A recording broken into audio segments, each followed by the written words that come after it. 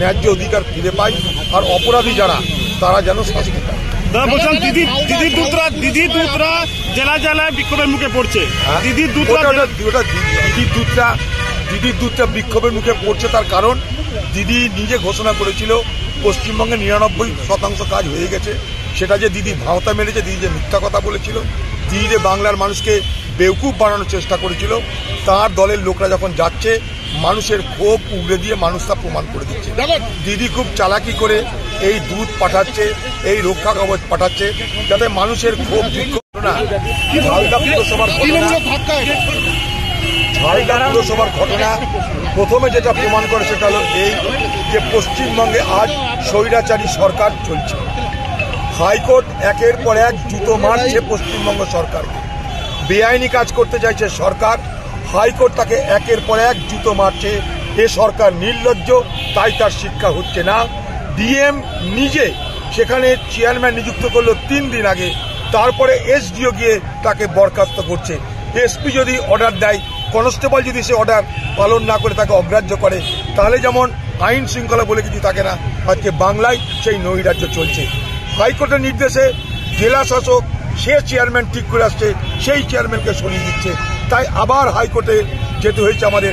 High court আরেকটা জুতো মেরেছে। তৃণমূল যদি সিধা হয় তো ভালো, এরা कान काटा कुकुर, जाए ना सीधा होवे किना। इलेक्शन और 24 के जो लोकसभा निर्वाचन है, क्या असर पड़ेगा कांग्रेस की तरफ से, क्या कहेंगे? देखिए, असर पड़ेगा क्या, असर ऑलरेडी पड़ना शुरू हो गया है। अभी जिस तरह से एक पंचायत से लोग हमारे साथ संपर्क कर रहे हैं कि हम ज्वाइन करेंगे, 2 बूथ लेकर 4 बूथ लेकर के, और अलग अलग पंचायत से, वार्ड से, अब जिस तरह लोग ज्वाइन हो रहे हैं कांग्रेस की तरफ, तो अब हमको ऐसा लग रहा है कि लोग फिर जो है कांग्रेस की तरफ आस लगा के देख रहे हैं और घर वापसी की तरफ लोग हैं, क्योंकि मोदी ने इस देश को बर्बादी के कगार में खड़ा किया है और दीदी भी उसी के रास्ते में, क्योंकि दीदी मोदी का एक बैठाया हुआ एजेंट है। ये मैं आपके चैनल के माध्यम से बोल रहा हूँ कि ममता बनर्जी जो है बीजेपी और आरएसएस की एजेंट है, और ये उन्होंने हमारे माइनॉरिटीज के वोट लेकर के उन्होंने वोटों का दुरुपयोग किया है, माइनॉरिटी का शोषण किया है, पिछड़े जाति का शोषण किया है, गरीबों का, लाचारों, मजबूरों का शोषण किया है। इसलिए यहाँ की जनता को अब ये समझ में आ रही है कि ममता बनर्जी, दीदी भाई और मोदी भाई अब नहीं चलेगा, अब जातीय कांग्रेस ही जो है इस देश को बचा सकता है। बोल रहे हैं आगे 2023 का पंचायत निर्वाचन है, इसका असर तो बताया कि दीदी मोदी का सेटिंग है, ये लोग आप लोग बार बार ये बात आप ये अभियोग करते हैं, लेकिन रहा सवाल भारत जोड़ो यात्रा, जिसको शुरू करने के बाद ही मोदी सरकार की तरफ से हेल्थ मिनिस्ट्री से बताया गया था कि कोविड फिर से शुरू हो जाएगा। देखिए, ये मोदी का ड्रामा है। वो दीदी और मोदी के बारे में एक शब्द और भी मैं बोल दे रहा हूँ आपके चैनल के माध्यम से, इन दोनों से ज्यादा ड्रामाबाज ना कोई मुख्यमंत्री है ममता की तरह, ना नरेंद्र मोदी की तरह, जो कर कोई प्राइम मिनिस्टर कभी हिंदुस्तान के या पूरे वर्ल्ड के इतिहास में कोई हुआ था। ये लोग सिर्फ क्या कहते हैं, ड्रामा करके लोगों को उलझा के रखते हैं और बेवकूफ बनाने का काम करते हैं। ये हमारे भारत जोड़ो यात्रा की ताकत को और राहुल गांधी के उत्साह को देखकर जिस तरह लोग सैलाब की तरह भारत जोड़ो यात्रा में शामिल हो रहे थे, उनकी कुर्सी जो है खसकती हुई दिखाई दे रही थी। इसलिए उन्होंने जितना हथकंडा था वो सारा अपना लिया। जब नहीं रोक पाया भारत जोड़ो यात्रा को, उसके बाद उन्होंने आखिरी गोटी फेंका कि हम अगर कोरोना का एक ड्रामा करके इनको रोक सकेंगे तो रोक सकते हैं। लेकिन चूंकि लोगों के अंदर, भारतवासियों के अंदर जो एक जोश और उमंग पैदा हुआ है, वो किसी भी इस तरह के भावता और इस तरह के क्या कहते हैं दोगलापन में या बहकाव में नहीं आकर के भारत जोड़ो यात्रा जिस वादे के साथ शुरू हुआ था कन्याकुमारी से कश्मीर तक, अब जो है धीरे धीरे वो आखिरी पड़ाव में है और 23 तारीख को जो है वो कश्मीर तक जाकर के अपना राहुल गांधी अपना वादा, अपना वचन पूरा करेंगे। और जिस तरह से लोगों का, हम लोगों को समर्थन मिला है, उससे कांग्रेस, जातीय कांग्रेस के हर कार्यकर्ताओं के अंदर एक उत्साह है, एक जोश है, एक उमंग है। और इससे हमको लग रहा है कि सिर्फ ये पंचायत इलेक्शन नहीं बल्कि 2024 में भी जो है इन ताकतों को हम उखाड़ फेंकेंगे और केंद्र में और राज्य में हम लोग अपनी सरकार बनाएंगे। आप लोग युवा আর এখানে অর্গানাইজ হচ্ছে, আমার দায়িত্বে আছে, সাদিকুল ইসলামের দায়িত্বে আছে, আমরা অর্গানাইজ করে যাচ্ছি। আজকে উনি যেটা ভারত জোড়ো প্রোগ্রামটা করলেন, এটা এক ধরনের অক্সিজেন পেলাম আমরা, আমাদের এখানে কর্মীরা অক্সিজেন পেয়েছে, উৎসাহ আছে। এবং আগামী দিনে দেখবেন সব অঞ্চল থেকে আমরা যোগাযোগ করছি, সব খবর আসতেছে যে পঞ্চায়েতের আগে আগে আমাদের অফিসে জায়গা পাওয়া যাবে না, ভিড় হয়ে যাবে, যা যেরকম হচ্ছে আর কি। সবাই আগ্রহ হয়েছে যে আমরা আবার কংগ্রেসে যাব। It is a circle. আজকে আগে কংগ্রেস ছিল, তারপরে বামফ্রন্ট আসলো, বামফ্রন্ট টিএমসি আসলো, আবার কংগ্রেস ইজ কামিং ব্যাক। এটা ধরে রাখেন, কংগ্রেস ইজ কামিং ব্যাক। আজকে রাহুল গান্ধী যে প্রোগ্রামটা নিয়েছে এটা হলো টোকেন প্রোগ্রাম। আজকে তো আমরা সারা পেলাম, যেরকম দেখাই গেল লোকের বাইরে, যেরকম আমরা ফোন এখন পাচ্ছি, তাতে সবাই আগ্রহ আছে কংগ্রেস জয়েন করবে।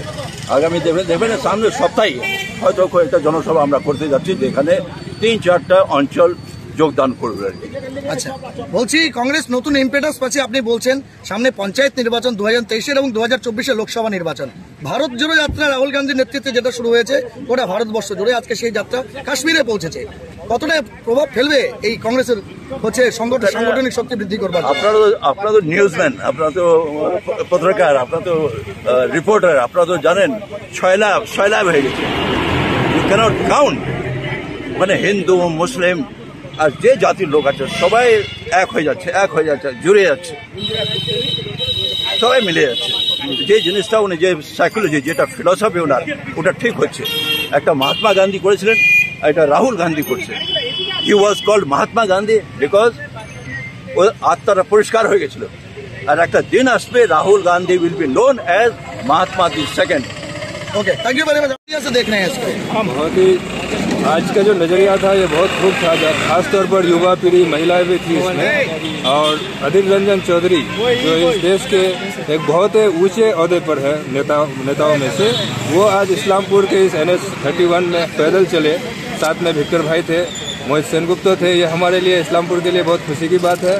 और खासतौर पर हम लोग जो कांग्रेस कर रहे हैं, जो संगठन कर रहे हैं, इसके लिए आज हम लोग बहुत ही मजबूत एक किलर फील जो है हम लोगों के साथ, वो फील कर रहे हैं कि हम लोग के साथ आने वाले दिन में बहुत लोग हैं और हम लोग बहुत मजबूती के साथ लड़ सकेंगे।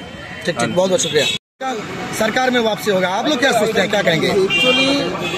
एक्चुअली আমরা যেটা দেখতে পাচ্ছি, আমাদের পশ্চিমবঙ্গ সরকার যে দুর্নীতি শুরু করেছে, তার দুর্নীতি আর মানুষ সহ্য করতে পারছে না। তারপরেই আজকে আমরা যে আজকে সাগর থেকে পাহাড় যে যাত্রা, আপনারা দেখতেই পারবেন যে যাত্রায় কত যুবক এবং কত মানুষ জড়িত ছিল। এবং আমাদের অনেক জায়গায় জয়েনিং প্রোগ্রাম ছিল, যে এটা থেকে বোঝা যাচ্ছে যে আমাদের কংগ্রেস যারা কংগ্রেস করতো, কংগ্রেস মাঝখানে কংগ্রেস ছেড়ে দিয়ে তারা যেমন অন্য দলে চলে গেছিল, এবার ওরা আবার নিজের বাড়ি ফিরে আসতেছে। আমরা এটাই জানবো যে আমাদের কংগ্রেস আবার থেকে নতুন করে একটা পরিবার গঠন করতেছে। আজকে তো পদযাত্রায় ছিলেন আপনি, বললাম যে কোন কোন জায়গা থেকে আজকে জয়েনিং করলো ছেলে মেয়ে, বা মনে করেন কোন কোন অঞ্চলের লোকেরা পদযাত্রায় জয়েন করলো? আমাদের বিশেষ করে ডাঙ্গাপাড়া থেকে যে ডিভিশন আন্দোলন নিয়ে আমরা শুরু হয়েছিলাম, ওখান থেকেই আমাদের ইনকলাব শুরু হয়ে গেছে। ইসলামপুর থেকেও অনেক যুবক জয়েন করেছে। এরপরেও আমাদের জয়েনিং থাকবে। এটা তো সবে মাত্র শুরু হলে এরপরে আমাদের আরও জয়েনিং হতে থাকবে। আচ্ছা, বলছি যে আগামীকালের কি কর্মসূচি আছে? আগামীকালের আপাতত আমরা হলে বিধাননগর হয়ে যাব। আগে সামনে ওই যাত্রাকে আরো আগে কার্শিয়াং অব্দি হয়, আমরা এখান থেকে যাবো। সাগর থেকে পাহাড়, তাই তো? তো পাহাড় অব্দি, পাহাড়ের শেষ স্টেপ কোথায় আছে, কোথায় শেষ হবে? স্টেপ আছে কার্শিয়াং অব্দি দিয়ে এই যাত্রা শেষ হবে। এরপরে হলে আরেকটা এখনো চলছে, আপনাদের পূর্ব থেকে পশ্চিম অব্দি, ওটা নিয়ে এখনো আলোচনা চলছে। যদি ওটাও হয় তো ওটাও আপনারা কিছুদিনের মধ্যে দেখতে পাবেন। বললাম বিহারের মধ্যে দিয়েও এই পদযাত্রা এসছে, সেই সময় বিহারের লোকেরা কেউ জয়েন করেছে? বিহারের মধ্যে থেকে অতটা আমরা বলতে পারবো না, কারণ ওই দিকটা আমাদের যাওয়া হয়নি বলে অতটা বলতে পারবো না। বাট আমাদের এলাকাতে ভালোই জয়েনিং হয়েছে। যেখানে যেখানে যাচ্ছে লোক শতাধিক লোক জয়েনিং করছে। ঠিক আছে, ওই জন্য যুবরা এখানে তো জাস্ট এখন শুরু হলে এখন জনজোয়ার হবে, আর কিছু না। সব দিকে শুধু কংগ্রেস। ঠিক আছে, যুবককে ঠকানো যাবে না, যুবককে একদম ঠকানো যাবে না। ধর্মের নামে যুবককে ঠকানো যাবে না, রাজনীতির নামে যুবককে ঠকানো যাবে না, কোনো তোষণ দিয়ে যুবককে ঠকানো যাবে না।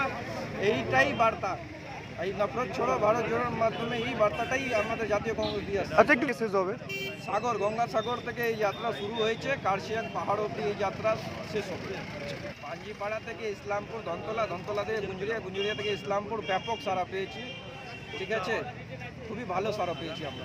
পঞ্চায়েত ইলেকশনে নিশ্চয়ই আমাদের রেজাল্ট খুব ভালো হবে। আর যে টিএমসি যদি নিজের গুন্ডা বাহিনী না নামায়, ভালোভাবে যদি ইলেকশন হয় তো আমরা ভালো রেজাল্ট করব। আমি ইসলামপুর টাউন প্রেসিডেন্ট।